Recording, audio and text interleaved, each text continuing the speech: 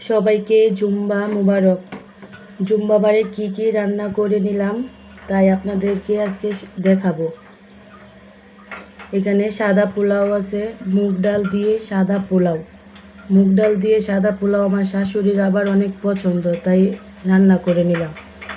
সাদা পোলাওয়ের সাথে আছে মুরগির রোস্ট, দেশি মুরগির রোস্ট। দেখেন রোস্টের কালারটা কি এসেছে, দেখতে অনেক সুন্দর হয়েছে। সাথে আছে ডিমের কোরমা, ডিমের কোরমাটাও অনেক সুন্দর হয়েছে।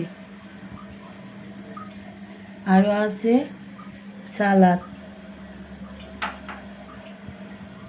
এই ছিল আজকের আয়োজন, জুম্বাবারের আয়োজন। সাদা পোলাওটাও দেখতে অনেক সুন্দর হয়েছে, মাশাআল্লাহ। কমেন্ট করে জানাবেন আজকের আয়োজন কেমন হয়েছে। Bye bye.